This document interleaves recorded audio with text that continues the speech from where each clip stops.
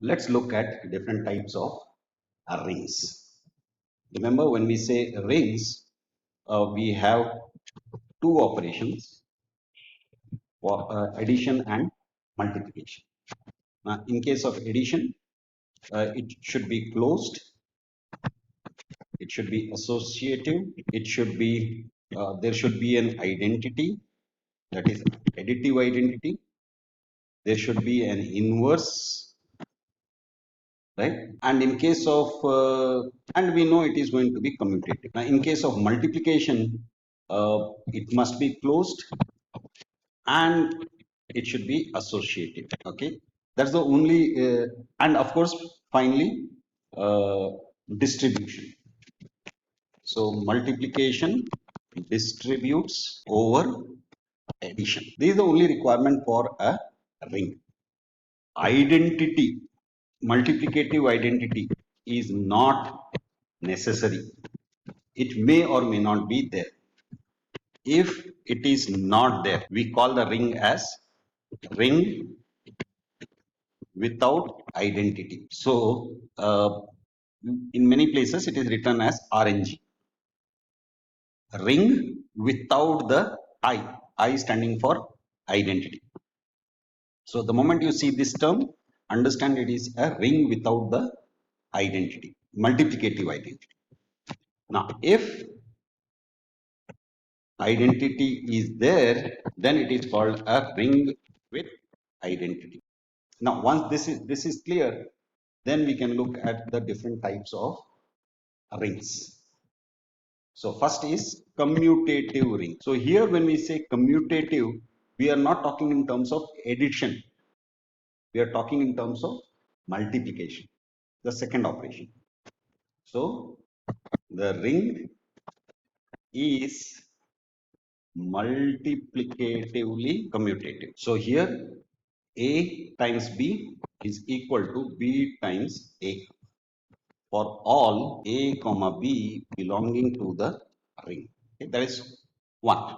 Now another thing is rings with unit element. Now just now we said rings without identity, right? And rings with identity.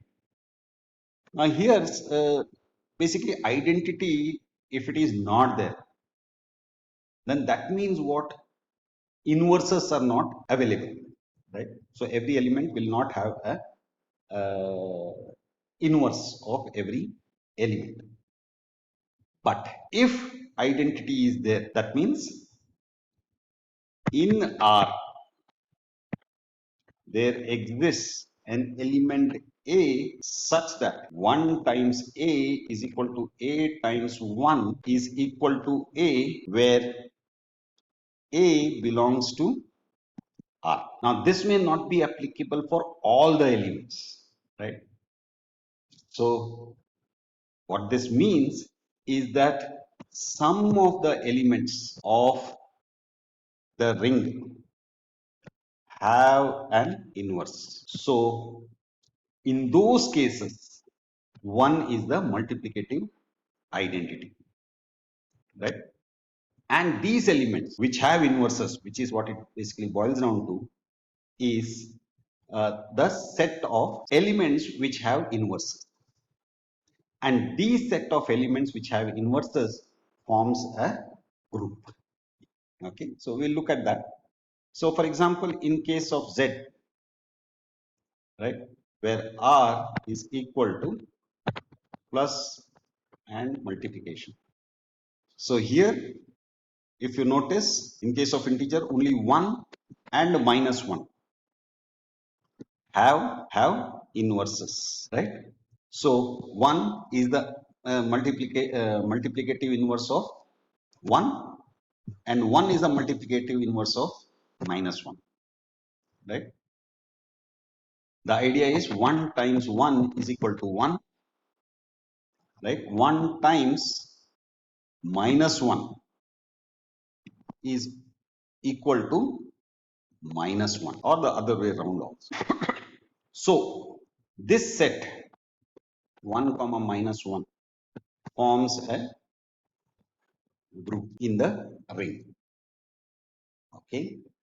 Similarly, you could look at any other ring.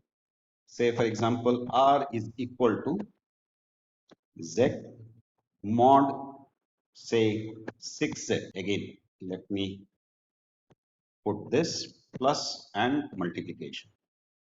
If we form a table, what do we get? We can't include 0, although mod 6 means 0 is also there. But since we are talking of multiplication, we can't include 0. So 1, 2, 3, 4, and 5. Similarly, 1, 2, 3, 4, 5. So 1 times 1 is 1, 1 times 2 is 2, 3, 4, 5, 2, 3, 4, 5. 2 times 2 is 4, 3 times 2 is 6, 6 mod 6 is 0, 4 2 is 8, 8 mod 6 is 2, 5 times 2 is 10, 10 mod 6 is 4. Similarly, 3 times 3 is 9, 9 mod 6 is 3, 4 3 is 12, 12 mod 6 is 0, 5 3 is 15, 15 mod 6 is 6 2 is 12, so 3, 4 2 is 8, 8 mod 6 is 2, 4 3 is 12, 12 mod 6 is 0, 4 4 is 16, 6 2 is 12, 4, 4 5 is 20, 2, 5 2 is 10, 4, 5 3 is 15, is 3, 5 4 is 20 is 2, and 5 5 is 25 is 1.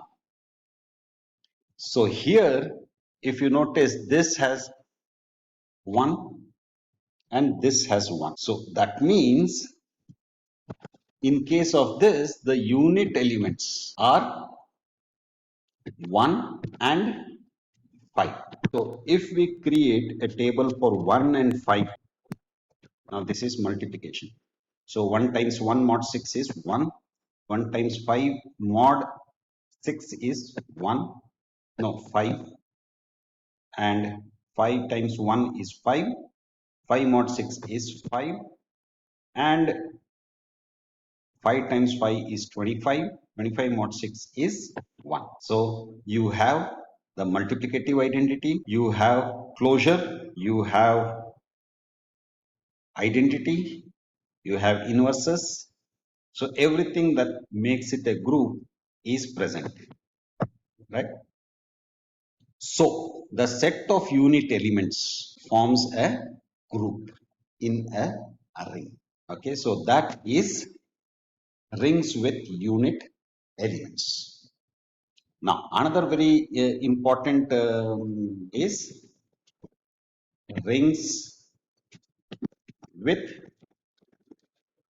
or without zero divisor. Okay, so if A comma B belongs to R, where A is not equal to 0 and B is not equal to 0, but A times B is equal to 0 or B times A is equal to 0, then A and B are called zero divisors. So if there are no zero divisors in a ring, then what this implies is A times B equal to 0 implies that A is equal to 0 or B is equal to 0. In normal normal arithmetic, in case of natural numbers, in case of integers, we always have no zero divisors. Okay.